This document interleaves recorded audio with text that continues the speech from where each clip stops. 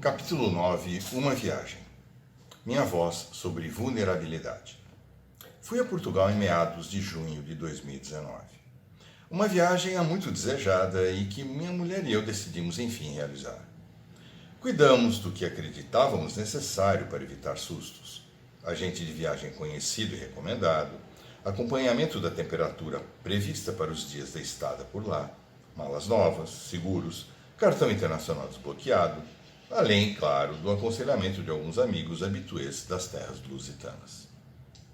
Mas a vida, sempre lembra a mim, é um sistema aberto e imprevisível. O novo, inesperado, inusitado e a surpresa fazem parte da condição de se estar vivo. 2 semanas antes do embarque, uma gripe nos assolou, deixando a viagem sub júdice praticamente até a sua véspera. Vamos mesmo assim? Decidimos em consenso. Então, bem agasalhados e devidamente medicados, embarcamos, assumindo o risco de sermos catapultados do avião pelos demais passageiros em meio ao Oceano Atlântico, caso não conseguíssemos controlar a tosse no decorrer da longa viagem que nos separava das terras lusitanas. A quem o conforto da classe executiva é um luxo tão longínquo quanto estas terras. Após 12 horas de percurso, esgotados, tivemos que sobreviver a outras tantas horas de espera em função do aceite de uma longa conexão em Barcelona, condição que no momento da reserva avaliamos mal que tiraríamos de letra e de maneira divertida. Chegamos ao nosso destino, finalmente, quase na madrugada do dia seguinte ao do embarque. Nos esperava um belo aparte hotel em uma das muitas bucólicas ruas estreitas do porto. Todavia, pelo avançado da hora, não havia viva alma para nos receber. Naquele momento, durante o qual me vi numa cidade desconhecida, debaixo de um frio próximo aos 11 graus, com a perspectiva de talvez passar a noite no carro, o medo, o cansaço, a insegurança e a dúvida sobre as menores decisões a serem tomadas me deixaram completamente ciente do tamanho de minha vulnerabilidade diante de situações adversas. Salvou-nos um pequeno hotel, que por sorte tinha um quarto vago. Na manhã seguinte, conseguimos nos hospedar no lugar reservado, e assim pudemos continuar a viagem programada, passeando pelos locais apontados pelos amigos como imperdíveis. Mas a sensação e o mal-estar daquela noite permaneceram em mim por todo o tempo da viagem, trazendo à tona o garoto que fui até uns 14 ou 15 anos, extremamente tímido e inseguro, com medo de se expor a situações novas, com medo ao contato com estranhos e que se sentia perdido e desconfortável na maior parte dos dias. Mesmo confuso com o que se passava dentro de mim, tentei não racionalizar. Apenas me deixei sentir tudo o que estava vivendo, porque percebi estar diante de uma bela experiência de autoconhecimento. E talvez fosse essa a grande viagem daqueles dias. Constatar o quanto eu, e provavelmente muitos de nós, estamos sujeitos a ficar num repente, vulneráveis diante do novo, do incerto, do desconhecido e do inesperado. Por vezes percebendo e aceitando essa fragilidade, mas em outras sucumbindo ao autoengano de uma visão idealizada do ego, para fugir ou minimizar a experiência, impedindo assim o surgimento da necessária aceitação serena de uma das condições humanas mais verdadeiras, a fragilidade.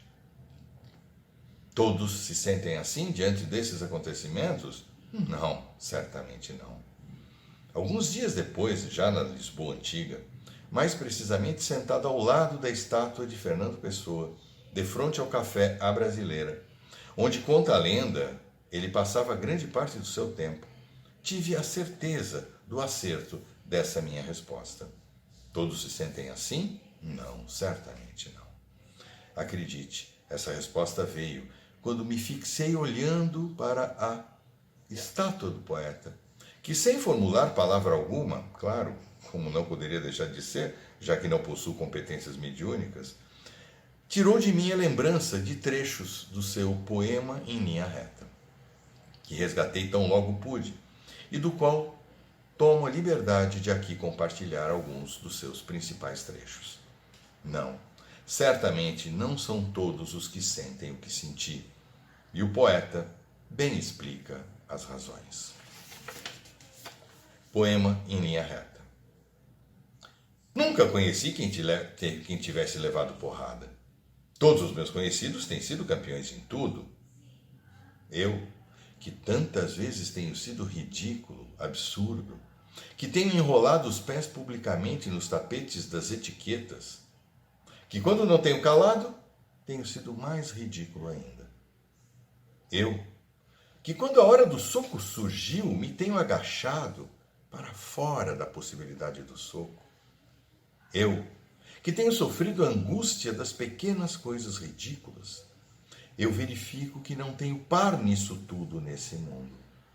Toda a gente que eu conheço e que fala comigo nunca teve um ato ridículo, nunca sofreu enxovalho, nunca foi senão príncipe.